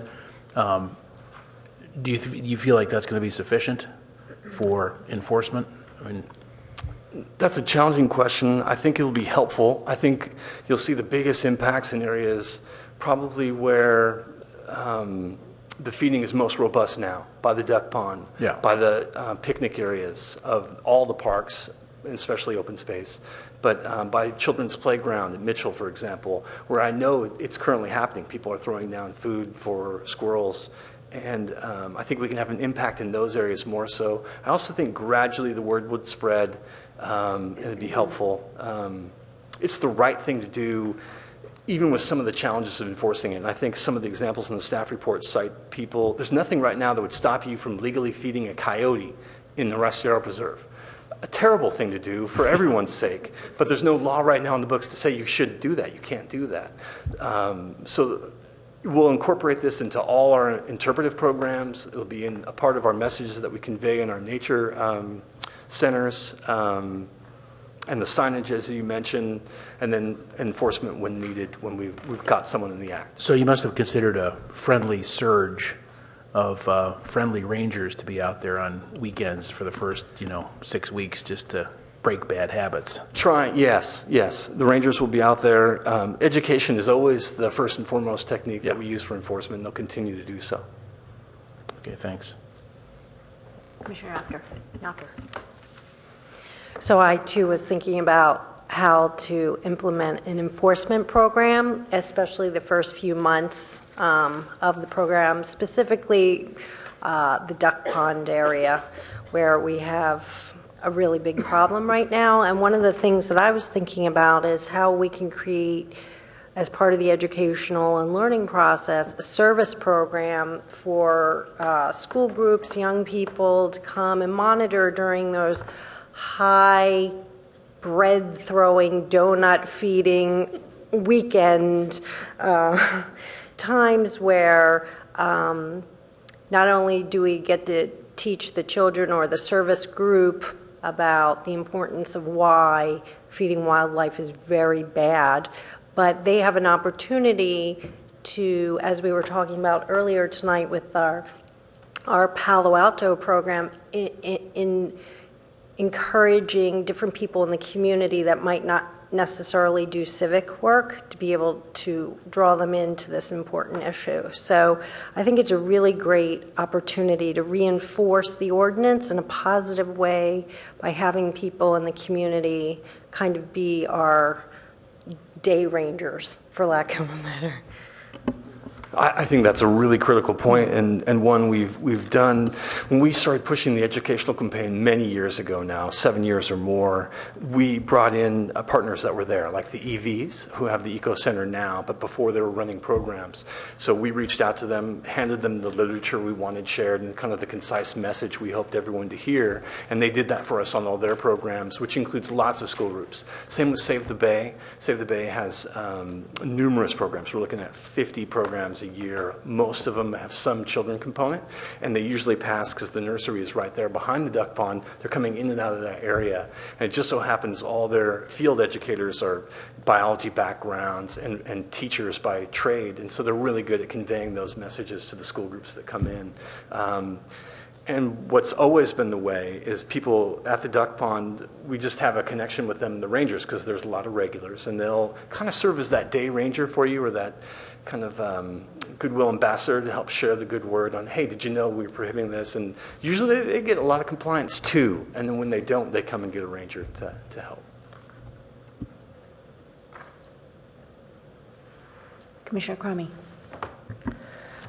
Thank you, Darren, for all of your hard work on this. It's really good to see this coming online. I think it's a big improvement, and I know it's not going to be easy for everyone to adjust, and I think you've been very sensitive about developing this ordinance, and I think you have good ideas about enforcing it. And I'd like to hope that you'd come back to us to let us know how it's going. So I have just a couple questions. I understand why you're making the exception of considering this idea of having a permit. And I was just a little bit concerned with this word sustain. In the description you said animal welfare advocates need the flexibility to feed in order to trap or sustain a feral cat in an urban park would be beneficial. So can you explain, I understand how you would want to trap a feral cat, but I didn't understand the sustain part. I think I probably misspoke on that or miswrote. It would probably be to sustain or keep alive a cat until they could trap it, is what I had envisioned. And I believe in my conversations with Ms. Hyde and Ms. Zimmerman that was kind of where they were going to. Their real goal, they're very committed, and they've been working tirelessly for a number of years to help reduce that population. They have no goal of increasing or developing massive colonies of cats. Their goal is to find homes and provide a better living situation for those cats. Okay, that sounds really good. I also wanted to point out that we've had our low-cost spay and neuter clinic hasn't been operational for some time now in the city. And so even though we have we're lucky to have all these people helping us to keep the population small. I have some concerns about how that might impact growth of feral cat populations. And I am hoping that clinic will come back online. And do we have any staff watching that? I just call up periodically. They have a recording on saying that the clinic is open but unstaffed, and they've had that recording on for many months now. I'm sorry, I don't have information on that. Can I bring it to your attention to get some, I guess, can you just report back on that, what the status is of that? Because it does concern me. I think that was something that was a very valuable resource. And I know they do, on the recording, they do say they make exceptions. I think there might be spaying feral cats still, but it's still a little bit confusing when that might come back online. Lastly, I was just wondering, well, two things. How do you mention the permit process? Where is that advertised, or is that just by word of mouth, your interaction with these different groups, or is it posted? It's in the ordinance itself. And I would definitely have a dialogue with different communities, like the two organizations that I mentioned that we discussed with. I looked in the ordinance and I didn't see it. Can you tell me where it is?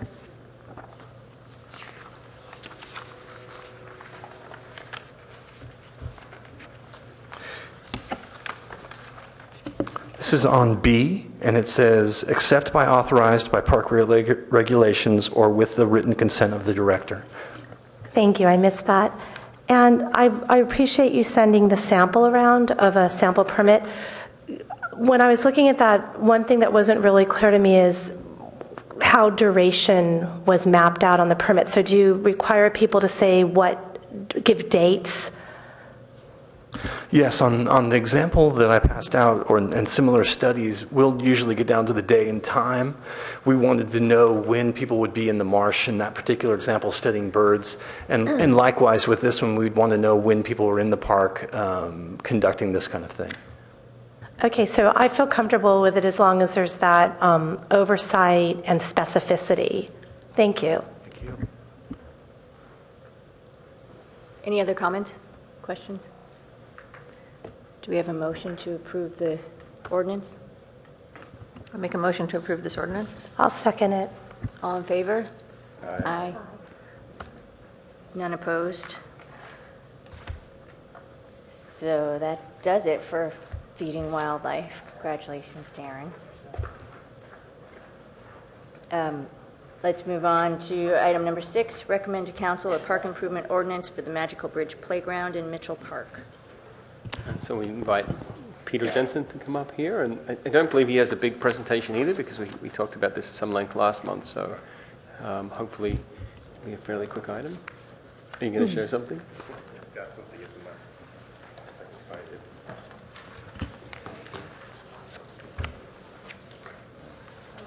find it. There is a tentative groundbreaking date, actually, that I understand to be June 23rd, which is a Monday, for the Magical Bridge at 11 o'clock.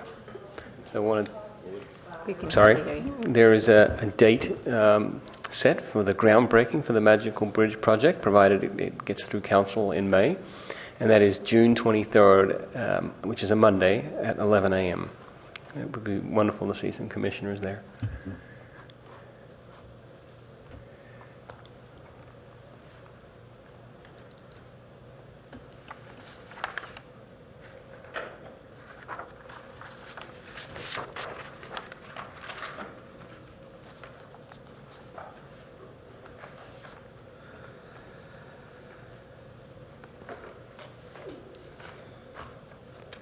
May I ask a quick question while we're passing some?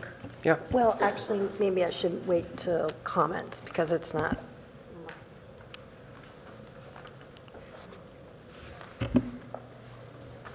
Commissioners, good evening. Peter Jensen, landscape architect for the City of Palo Alto. Like Rob has stated, we reviewed the plans at the last meeting. This meeting is to approve the park improvement ordinance for the Magical Bridge Playground. A brief rundown of what's happened since our last meeting. The plan has gone to ARB, went to the Architectural Review Board last week, where they approved the plan. They did have a few items that they would like to see come back to them, some enhancements to the playhouse and a photometric plan for the light and fixtures, which we'll take back to them on May 1st. We also met with the Transportation Commission for the school board and discussed the alternative routes that will occur as the pathway is being under construction during the summer months. And we figured out where those would be at. As concerned to the plan, there was no revisions or changes made except for, as I said, some more detailing to the playhouse that the Architectural Review Board would like to see. I know that there was some questions about the initial study for the mitigating negative deck. I passed out that initial study for you to review. The initial study is broken up into basically A through R components. For the majority of those sections, there is a no mitigation requested.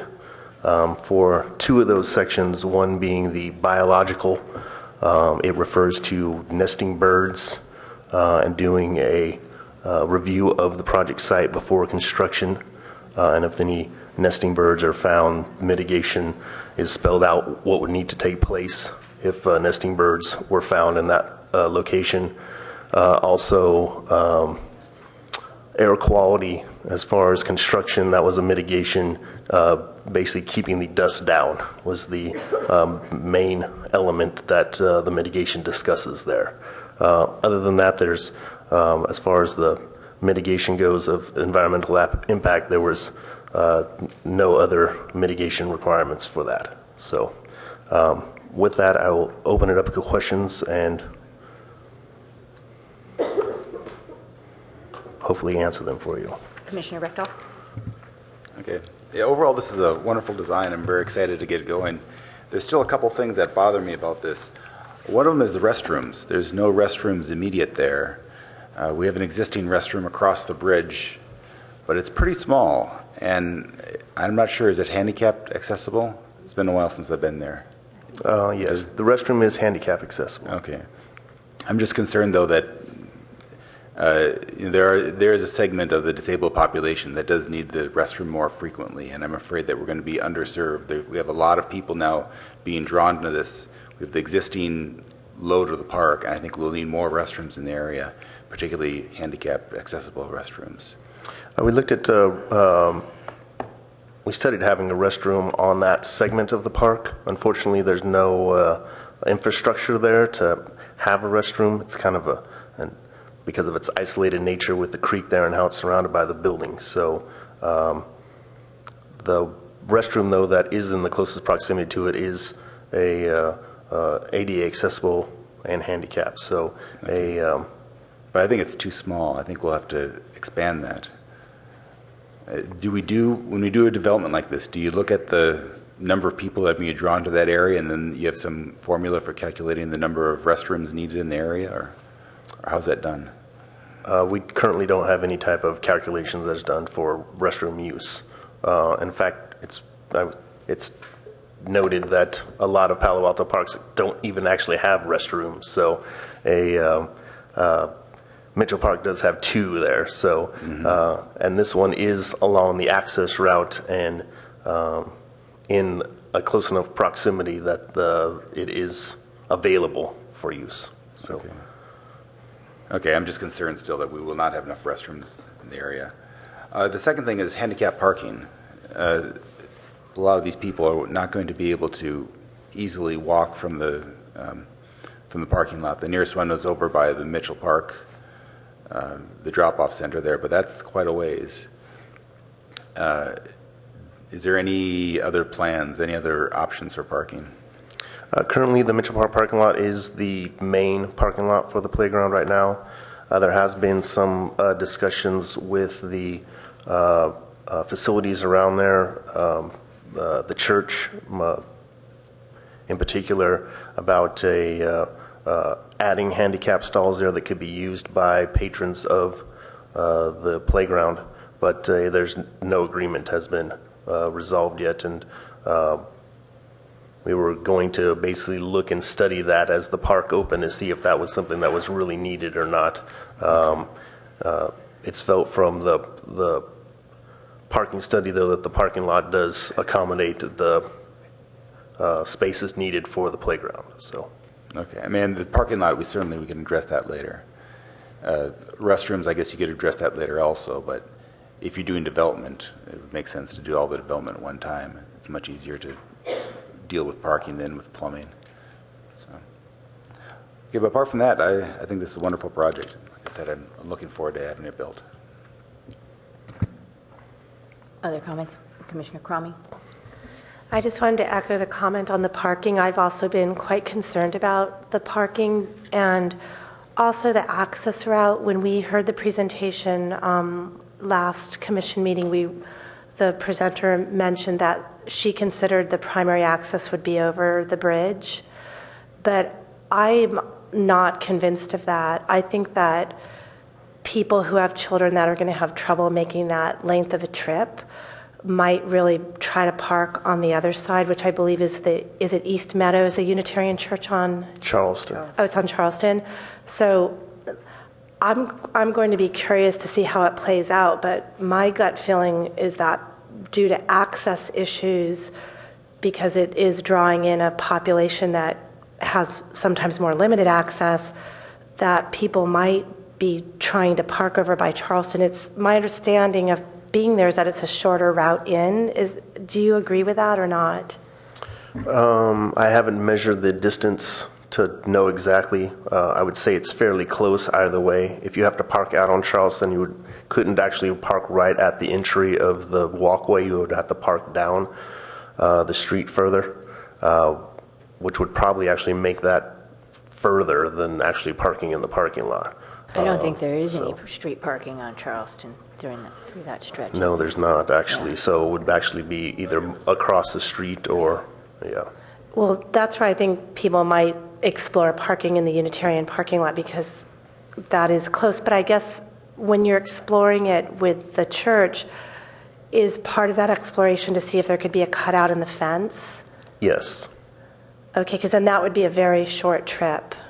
The cutout, we've looked at the potential areas for it would be somewhere in the middle of the walkway between Charleston and the Mitchell Park property line, basically. So it would definitely be closer, though, yes.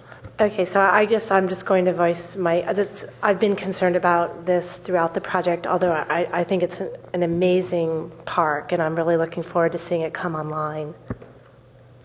Has there been any talk with Abilities United? They have a parking lot that is quite convenient. Their parking lot is not very large. They can hold between 18 and 22 cars in that lot, and most of the time it's used. They're not interested really in allowing any parking that's not for theirs. If we extended a couple parking spots into that grassy area and used their driveway, would that be an option? That is definitely another option. One of the first plans looked at developing that area of the grass area into a 6-space parking lot. That definitely could be something that could be developed in the future since it's not really a developed space right now. Mm-hmm. I think for our purposes and just for park improvement purposes that we would rather not create asphalt in a designated park area, but if that was something that relieved parking or allowed it closer parking, then that would definitely something that we would consider. Okay, thank you. Other comments or questions? No. Okay, this is an action item for recommending approval of the park improvement ordinance. Do I have a motion? I'll make a motion to make a park improvement ordinance for the Magical Playground, Mitchell Park. I second the motion. All in favor? Aye. None opposed. Okay, that takes us number 7, ad hoc committee liaison updates. And we have 2 ad hocs had brief updates. The first is recreational opportunities for dog owners, and that is Commissioner Knopper and myself. Darren Anderson is our staff contact, and we were working on a work plan that we were hoping to present to you tonight, but we're still kind of sorting out some details about how our work should interact with the Parks and Recreation and Open Space Master Plan. So we hope to be able to present that next month. In the meantime, we want to spend May, we would really want to get in touch with the dog owners group and talk about the master plan process as well as possibilities for a shared use partnership and what their concerns and interests are to kind of do a baseline. Basically, May is our research month. So we'd like to meet with them. We'd like to meet with the Menlo Park City representative about their shared use model, what the pros and cons and costs are. Do the same with the Menlo Park Dog Group, who's very active in that, as I understand it. And then kind of summarize what we know about the demands, needs, and status of current resources, focusing primarily on gathering information about shared use pilot possibilities. So that's where we stand with the dog group. Community garden ad hoc. Yeah, I can give our update. Commissioner Cromie and I met 2 times and discussed this, and we have been communicating with Kat for our staff person. We mapped out the 3 locations of the current community gardens, which are all in North Palo Alto, and talked about the status of the wait lists, which isn't up to date on the website right now, but we're working that out with Kat. We also are in the process of visiting the 3 city community gardens, as well as the 3 that are neighborhood association private, but also available. And we are reaching out to neighborhood associations. Commissioner Cromie and I are dividing up that list to talk about the needs, and of course feeding this information into the survey process that we'll do as a bigger part of the master plan. And lastly, we're keeping an eye out for potential spaces for more community gardens. 2 things that that came up in this past week that are particularly timely is Friday's Palo Alto Weekly had an article down on the neighborhood farm about Barron Park residents sharing gardening resources and benefits. And the other is that Assemblymember Rich Gordon proposed a bill on community and school gardens, community food production for local fresh food being increasingly important. So we think it's a timely issue, and we'll have more actions to update on in the future. Commissioner Cromie, may you want to add something? Thank you. I just wanted to add in that, so as you can tell from what Commissioner Ashland said, we're very much in the information gathering part, but I believe that by next month we can meet with our staff contact, who's Darren Anderson, and through him we'll also be exploring the Sterling Canal area in conjunction with our survey of available sites and available needs. And we will be able to, next commission meeting, have a report. I think we'll probably have something ready by then to let you know about what we found out and what, at least first draft of what recommendations we might have. I'll also add that as part of our community outreach, I did attend the Barron Park Green Team meeting because a former Park and Rec commissioner is on that committee, Joel Davidson, who has had a strong interest in community gardens. So I reached out to him, and I just wanted to get a feel for what interest level there is, because I know over the years, I've been on the commission about 6 years now, we do get periodic queries about community gardens. And it was very informative to visit them. And what I learned more than anything was sort of the broader movement in terms of this food sharing, neighborhood farming. It's a whole nother movement that's beyond just a community garden. And it kind of ties into even the urban forest master plan in terms of the planting of fruit trees, because that could be another asset of our community to have that kind of local food available. I know I often talk about it in terms of food for birds, but there are cities in this country that have a robust kind of community fruit trees. I know I experienced that when I lived in Portland, Oregon. So we're just learning a lot right now, and we'll sort of try to, once we meet with Darren, try to narrow things down and come up with sort of some more concrete things to speak about.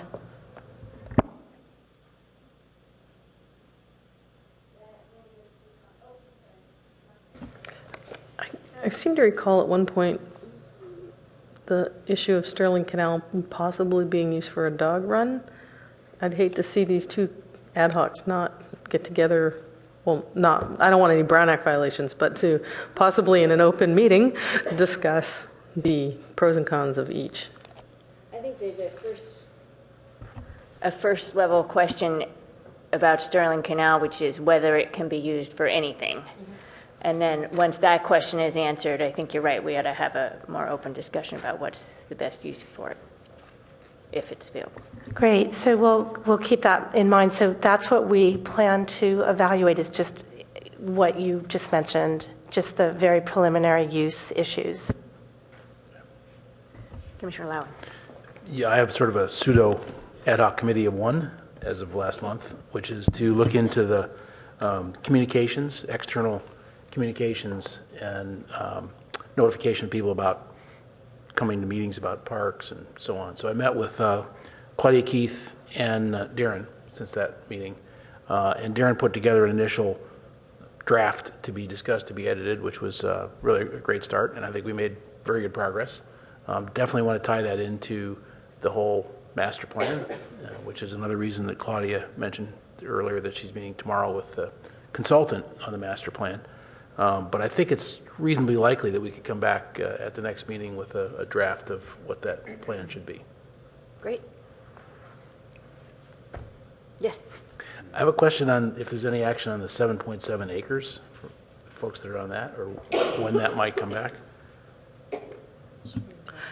Darren and I met yesterday, and then there was a follow-up call with Abby, and we went over a number of ideas that the staff had come up with, and we gave some of ideas of our own, but since he was busy with the meeting for tonight, he will get something written up for next month to be able to hand out to the rest of the commission. So we can have a discussion item for next month. Great. Yeah, Thank great. you. May I make a comment? So, Rob, can I ask you a question? Because I think I asked you this last year. The volume of paper that we get sort of feels counterintuitive to being environmentally friendly. Is that a state law or city ordinance? Like the requirement for everything to be on paper versus electronic? And, I would have to defer to the clerk's office to, know exactly where the law requirement is. My understanding is it is required that we need to have a printed copy. Right. So who but where that requirement comes from? I'll find out. I don't know. Because my personal feeling is, for instance, the deck for the urban plan to save trees, this is like the 4th time that we've received something this thick, and we're using trees to save trees, right? And so I think that this commission should consider spearheading an effort to overturn that ordinance. No, I'm getting I'm a not no. for that. Or consider maintaining, I don't know. I just, it concerns me. Would you like the option of paper versus electronic for each commissioner so they can have their own? Say you want to get yours electronically, but Jennifer's definitely a paper person because she likes to make notes. I'm not saying not.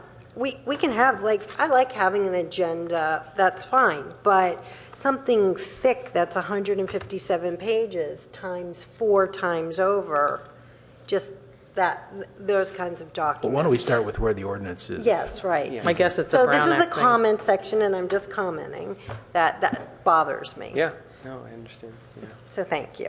Okay. Other comments or announcements? I actually had one question that was somewhat related to the ad hoc still, which is I thought that by this meeting we were supposed to get from our Peter Jensen, who just departed, dates on the public meetings so that those who are on the ad hocs for public meetings could start to calendar that. For the master plan? Yes, I think sorry. we're going to discuss that next month. Okay, so Yeah, and if the dates are available before that, we'll make sure that all the commissioners get them as soon as. yeah, he was targeting to bring that back for this month, so just make sure we get it for next month. Speaking of dates, we normally get like a rolling calendar for a few months out. Yeah, And we don't summer's have that. sort of coming up, and I know that we tend to skip a meeting in the summer or push the distance between the two meetings. We So- tend to talk about skipping the meeting and then we don't. but I know what you're saying. know. So I personally need to know what that schedule is because Yeah. we have a lot of family planning Sure. with regard to summer holiday, et cetera. Yeah, so we definitely want to keep that calendar up to date of important dates for the commission and include it in the packet. So it wasn't in the packet this time? No. Okay. So we'll need to do that. As far as the summer, I don't think the commission has decided whether or not to take a meeting off. I know that council is taking July off. And I think our joint council session is tentatively August 4th, 2nd, 4th, 7th. I want to say it's the second week of August, but yeah, it's right in there. I already know I won't be here then.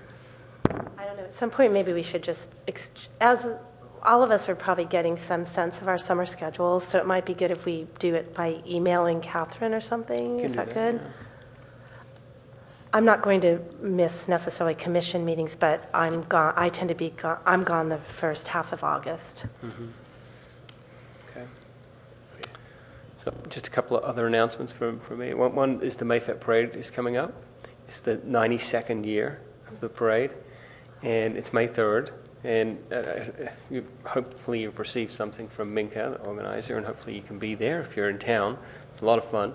And the theme this year is caring neighborhoods, essentially, and it's one of the developmental assets. It's the 4th developmental assets, caring neighborhoods. So it should be a lot of fun, and the fair at the end is also a lot of fun with the Kiwanis and the Palo Recreation Foundation coordinating the fair. So that's something exciting to look forward to.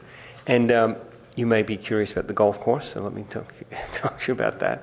We don't have a permit from the water board as yet, but Jim Keane is making progress. He's getting to know Bruce Wolf quite well, who's the chief executive officer of the water board, and they've made some good progress, and so we're hopeful that things are going to improve there, and we'll be able to get our permit. In the meantime, we have gone out and done the RFP, and bids have been received, and we did a pre-qualification of bidders, and all 4 bid on the project, so we just received them, and staff are looking through them currently. So that's what we know. In the meantime, just as a contingency, I am going to the City Council next week to ask for additional funding in the event that we don't close in May and have to remain open. And we have an approved budget to run the golf course up until the end of this month. So we'll need more money to pay our vendors and so on, and also we'll be generating more revenue. So, but that requires a budget amendment, so that'll be going forward. If the permit comes in, then we don't spend that. We close and get on with the project. And on the soil front, it's going very well.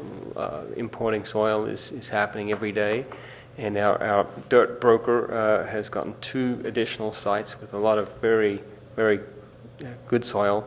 And so we're looking at this point like we'll be able to get the full 380,000 cubic yards, which is tied to a $1.3 million payment to the city for accepting that soil. So that's good news. Higher. Commissioner Markovich? Also, as a reminder, on May 15th at 2 o'clock in Cogswell Plaza is the plaque placement for the memorial for the police officers. What time? 2 p.m. Thank you. Go ahead. We talked about the cost of services study coming back to the commission. Is there any plans for that? I haven't heard of that moving recently in this last month. I haven't heard any activity around that. Lam Do, who's our business analyst manager, had a baby and his wife, which is pretty exciting. So he's been out. So I don't know if there maybe we didn't get the communication, but I'll look into where that's at, and we'll see if we can get it on our calendar for the next few months. Okay. And one more. Mitchell Park Library, you want to give us a 2-sentence summary? I think you go on for a half hour, I'm sure. But. Yeah, well, I think we're headed in the right direction with the Mitchell Park Library at this point. We've got a new contractor that's we're still shooting for July or August, or what was? No. I think it's going to be after that. I think it'll be in the fall before we're really open. And part of it is the new contractor, who we believe is going to be very good, but they're trying to get their head around exactly what has to be done at the center. There's some 4,000 items, punch list items that need to be looked at. Some simple and easy, but some a little complicated in terms of the roofing and other things. We're still having some leaking issues, and so they're ramping up, and they're not quite in there working just yet. But when they get in, the estimate is they'll need 3 to 4 months to really finish the work. So, and then when they're finished, then we get occupancy. Then there's a move-in time. For the community services department, it's not a huge deal. There's not a lot we're moving in, but for the libraries, it's a big deal. They need 4 to 6 weeks to actually move in and bring all the materials in to the center. So really, I don't have a date. They have not provided us with a date. It's a little bit of a best guess at this point, but I think October is probably a fair guess. And do we have to wait for the library to get done, or can the community services move in before the library is? No, the goal is to have both departments move in at the same time. Okay. Finish it, entirely before anyone moves in. And is there the plan still to do some renovations at Cubberley after the library moves out? There is, although that's somewhat tied to the lease negotiations with the school district for Cubberley. And you may recall we talked about this, that the council has given direction that the covenant not to develop be removed from the terms, and that the cost of that particular term, which is, I think it's 1.7 million or 1.8 million, that money be diverted back to Cubberley to invest in the infrastructure, and hopefully we hope long-term planning of what we want to do with that center as a community. And so all of the CIPs for Cubberley are sort of in that holding pattern until lease negotiations are done, because really that's where we want to be able to fund the auditorium remodel and other things that we hope to do there. Thank you. Commissioner Cromie. I just had an announcement about the city of Palo Alto is hiring their counselors in training. Well, they don't get paid, but they're selecting them. And it's one of my favorite programs within the city. There's 2 arms to this program. You can be what's called a CIT for the parks programs, like all the summer camps. And you can also be what's called an SCA, a science camp assistant, for the science camps. And it's just this wonderful opportunity for kids who matriculate out of being able to take the camps, because a lot of the camps, like the really popular zoo camp, just goes up through kids entering 6th grade. And so once you matriculate out, you can actually apply to be a counselor in training. And so this is when those kids are being interviewed and hired. And I've always thought it was just this incredibly enriching program for our youth, because on the commission we do talk about youth needs and support for youth. So I just wanted to make an announcement that one thing I noticed about the SCA program, the Science Camp Assistant, it used to be, my understanding is it used to be for kids entering 8th and 9th grade, but when I looked at it recently, I see it's expanded, so that the SCA program actually extends now by a couple of years. And it used to be you're unpaid when you take the SCA, and then you can try to get hired when you're older, but a lot of times there are not jobs available, especially with cutbacks. And so they've extended this so that kids can have an enriching volunteer experience where they also cover the developmental assets. So when the kids are in this program, not only are they serving other youth and serving as a role model, they themselves are being nurtured and paid attention to by the older college-age students. So to me, it's just this incredible model, and just a model of sustaining our youth in a really unique and enriching way. So I just wanted to talk about that. I appreciate those comments, Commissioner Cromie. It is a great program, great leadership program, mentoring program for young teens. And we also have a junior lifeguard program as well, that we get 30 to 40 young teens involved. It's really terrific. All right, let's talk about our agenda for next month. I see we have the 7.7 acres ad hoc for an agenda item, the gardens ad hoc for an agenda item, park outreach plan for an agenda item, the master plan for an agenda item. Monroe Park, is that coming back to us also next month? We may have a website ad hoc update. We're not sure yet about that one. And the Arastradero, the question of parking and benches at Arastradero, I think that may well come up for next month as well. And dogs. And dogs. Didn't I say that? That was second list. I don't think so. Okay. Thanks. Do you have anything else you think is coming our way? No. That's a pretty long list. That's a lot. I mean, so, and we'll talk during, something may come up that we'll have to bring forward.